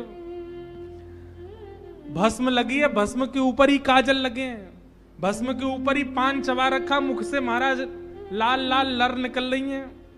ऐसे विचित्र महादेव को देख करके मैना देवी तो वहीं मूर्छित होकर के गिर गई, हाथ से थाली वाली गिर गए, चीख मार करके जितनी सखियां थी सब भागी वहां से। महादेव ने श्रृंगी भृंगी को देखा, श्रृंगी भृंगी तो आश्चर्यचकित पड़ गए। महादेव बोले तुम लोगों के मुख इतने मुरझाए से क्यों लग रहे हैं? बोले भगवान स्वागत करने आई थी, ये तो मूर्छित ही हो गई। महादेव बोले सब नगरों के अपने अपने रिवाज हैं, यहां मूर्छित होना ही रिवाज होता होगा। दुल्हा को देखते ही सासू मां मूर्छित हो जाती, यही रिवाज होगा। चलो अपने जनवासे में चलें। और जनवासा कहाँ है? शमशान घाट। जनवासा बनवाया था लेकिन वहां नहीं गए, जहां पर जा सारी बारात वहीं पर जाएगा दूल्हा। और सारी बारात कहाँ है? वो तो शमशान में। शमशान में जाकर के दूल्हा राजा बैठ गए और बार बार श्रृंगी भृंगी से कहें कोई कमी तो नहीं? बोले नहीं, बहुत बढ़िया है, सब बिल्कुल बढ़िया है। भगवान नारायण बोले भैया अब हमको चलना चाहिए, महादेव से बात करनी चाहिए, ये तो ऐसे तो काम बनेगा नहीं, ऐसे ब्याह कैसे होगा। नारायण भगवान गए और भगवान जाकर के शमशान में बैठे महादेव से जाकर के बोले यहां क्यों बैठे हो आप? बोले नगर में कोई है ही नहीं तो कहां जाएं, यहीं बैठेंगे। नगर तो पूरा खाली पड़ा है, कोई है ही नहीं स्वागत करने के लिए। एक माता जी जरूर आई थी, ये बता रहे थे वो हमारी सासू माँ, वो भी मूर्छित। बोले मूर्छित हो गई? शंकर जी बोले मूर्छित नहीं हुई, सत्यता हम बता रहे हैं आपको। और क्या हुआ था? बोले हमने उनकी थाली की ओर देखा, थाली में वो जल का लोटा लेकर के खड़ी थी। जल का लोटा उन्होंने फेंक दिया। क्यों फेंक दिया? उन्होंने सोचा जब हमारे दुल्हा की जटा से ही गंगा निकल रही है तो इनको सामान्य लोटा क्या दिखाएं हम, इसलिए उनका लोटा गिर गया। हमारे जटा पर जब उन्होंने सुंदर चंद्रमा को बैठे देखा तो उन्होंने कहा जिसका तिलक ही चंद्रमा है उसको हम रोरी चावल क्या लगाएं, इसलिए रोरी चावल छूट गए। नारायण भगवान बोले हमने सुना आपकी सासू मां मूर्छित हो गई। बोले मूर्छित नहीं हुई तो दुनिया की सास जमाई की आरती करती हैं, बलैया लेती हैं, दामाद सासू को प्रणाम करता है, पर हमारे रूप पर न्योछावर होकर हमारी सासू मां ही दंडवत करने लगी हमें। मूर्छित नहीं हुई है। शंकर जी को हृदय से लगा कितने भोले हैं आप। यहां नारद जी पहुंचे। अब महाराज अंदर तो मातम बन रहा था, सब लोग पार्वती जी को घेर करके बैठे हैं। मैना मैया जैसे तैसे होश में आई, होश में आकर के बोली हमने नारद का क्या बिगाड़ा, ऐसा पति, इसके लिए इतना घनघोर तप करवाया पार्वती जी से, हमने नारद का क्या बिगाड़ा। आहा, नारद जी महाराज तभी आ गए। ये संत का लक्षण है, केवल माला पहनाई जा रही हो वहां पहुंच जाए नहीं, जहां पर सब लोग महाराज दांत कसकसा रहे हैं कि नारद जी मिल जाएं तो हम उनको बताएं, नारद जी पहुंच गए वहां बीच में। संत का लक्षण है कि जहां अपमान की भी स्थिति बने वहां जाने में भी जिसको संकोच ना हो वो संत है। नारद जी आ गए। नारद जी आकर के समझाने लगे और मैना मैया से कह रहे हैं क्या? तब नारद सब ही समझावा, पूरब कथा प्रसंग सुनावा, मैना सत्य सुनहु मम वाणी, जगदम्बा तब सुता भवानी। भैया मुझे अभी अभी सत्य पता चला, मुझे ऋषियों ने बताया, मुझे भगवान ने बताया ये सत्य, क्योंकि मैं स्वयं आश्चर्यचकित था। इतनी सुंदर के लिए महादेव पधार। मैंने पहले तो बता ही दिया था कि आपके दामाद कैसे होंगे, पर इन दोनों का जो ये योग बना है इसमें मैं और आप और कुंडली कुछ नहीं कर सकती। मैं और आप इसमें कुछ सहायक नहीं है। आपकी पुत्री जो है ये साक्षात जगदम्बा है, साक्षात भवानी है, ये साक्षात सती रूपा है। पहले यही सती रूप बनकर के आई थी, महादेव की अर्धांगिनी बनी, किसी कारण से इनको देह त्याग करना पड़ा और देह त्याग करते समय इन्होंने ही हरि से मांगा था कि जन्म जन्म शिव पद अनुरागा, और उसी कारण से ये पार्वती बनकर के आई हैं। मेरे और आपके चाहने से विवाह नहीं हो रहा है, ये भवानी और भवानी सदा शिव की होती हैं। आप उनको सामान्य दुल्हा के रूप में मत देखिए, आप यह विचार कीजिए कि आपकी पत्नी जो हैं, आपकी पुत्री जो हैं, ये साक्षात भवानी और वो शिव हैं, तब आपको उनका रूप दिखाई देगा। पूरी कथा बताई और सब बात सुनकर के, नारद जी के सुंदर वचनों को सुनकर के, तब मैना हिमवंत आनंदे, पुनि पुनि पार्वती पद वंदे। पार्वती जी और हिमाचल, अब हिमाचल और मैना देवी अब पार्वती जी के चरण वंदन करने लगे। हम तो पहचान ही नहीं पाए कि हमारे कुल में साक्षात भवानी प्रकट हुई हैं। नारी पुरुष शिशु जुबा सयाने, नगर लोग सब अति हर्षाने। जब दुल्हा के रूप में महादेव को देखा तो सब भयभीत होकर के भाग गए थे, लेकिन अब सब साक्षात महादेव के रूप में जब सब देखा तो सबके हृदय में हर्ष होने लगा, सबके मन में आनंद होने लगा, सब अपना सौभाग्य माने लगे। और तब विविध पाति बैठी जेवनारा, लागे पुरुषन निपुण सुवारा, नारी वृंद सुर जेवत जानी, लगी देनकारी मृदुवानी। और फिर से मंगल गाने शुरू हो गए। महाराज सारियां जैसे गारियां देती हैं वो गारियां सब प्रारंभ हो गई। महादेव का सविधिवत पूजन आदि हुआ। अब मैना देवी ने जाकर के जब महादेव को देखा तो महाराज उनकी सुंदरता के आगे तो सब फीके लगने लगे। ऐसे सुंदर नेत्र, ऐसे सुंदर कान, ऐसे सुंदर नासिका, ऐसा सुंदर श्रृंगार, महादेव के रूप भाव को देख करके मैना देवी बलैया लेने लगी, बड़भाग मानने लगी। सब आनंद में भर गए और वेद मंगल गान करने लगे। भवानी की सुंदरता का तो क्या ही वर्णन करें। सुंदरता मरजाद भवानी, जाई ना कोटि हु वदन बखाने। कितना भी वर्णन कर लें उनका वर्णन हो नहीं पाएगा। पानी ग्रहण जब कीन महेशा, पानी ग्रहण जब कीन महेशा, हर्षे तब सकल सुरेशा, हर्षे तब सकल सुरेशा। वेद मंत्र मुनि वदन उचारे, वेद मंत्र मुनि वर उचाराई, वेद मंत्र मुनि वर उचारे, वेद मंत्र मुनि वर उचाराई। जय जय जय शंकर सुकरहि, जय जय जय शंकर सुरकराई। जय जय जय शंकर सुरकरहि, जय जय जय शंकर सुरकराई। हे बाजहि बाजन विविध विधाना, बाजहि बाजन विविध विधाना। सुमन वृष्टि सुमन वृष्टि नभ भई विधिनाना, सुमन वृष्टि नभ भय विधिनाना। हे बाजहि बाजन विविध विधाना, बाजहि बाजन विविध विधाना। सुमन वृष्टि भई नभ विधिनाना, सुमन वृष्टि नभ भय विधिनाना।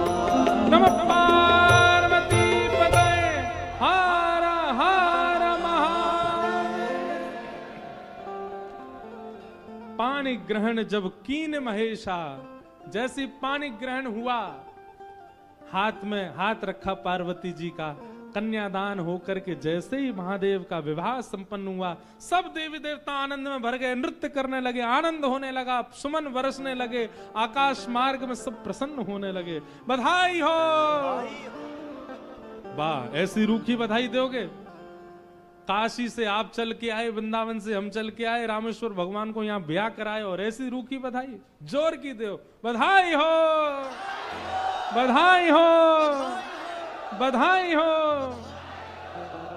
आहा, मानो ऐसा लग रहा राम जी ने तो शंकर जी स्थापित किए, ब्याह हम काशी वाले ने आके कियो यहाँ पे महादेव को। आहा,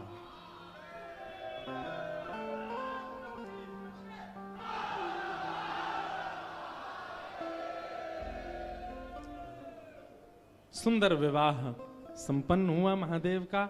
आप सब लोगों ने भी विवाह का प्रसंग श्रवण किया। अब आगे का जो प्रसंग है, कल राम विवाह तक, राम प्राकट्य तक की कथा हम लोग श्रवण करेंगे। कल राम जन्मोत्सव मनेगा, पीले पीले वस्त्र पहन करके आना सब लोग, और कल खूब बधाई गाएंगे, राम जी का उत्सव मनाएंगे। और कल शाम को 7 बजे आप सब लोग यहाँ पुनः उपस्थित हो जाना। 7 बजे से प्यारे गिरधर लाल जी का मंगल राम जन्मोत्सव हम लोग रामेश्वरम में कल यहाँ मनाएंगे। और परसों का भी याद रहे, परसों सुबह कथा इसी समय होगी और शाम को कथा लगभग 5 बजे से लेकर के और 7, साढ़े 7, 8 बजे तक परसों होगी। 2 सत्र की कथा, इस प्रकार से कथा क्रम रहेगा। हम आप सब लोग बड़े आनंद के साथ रामेश्वर आज जरूर जाइएगा, महादेव का दर्शन करके उनको बधाई दे करके आइएगा, पार्वती जी का दर्शन करके उनसे विश्वास का वर मांग करके आइएगा। ऐसी भावना के साथ आज के मंगल भाव को हम आप सब लोग विराम करते हैं। सीताराम हनुमान, सीताराम हनुमान, सीताराम हनुमान, सीताराम हनुमान, सीताराम हनुमान, सीताराम हनुमान,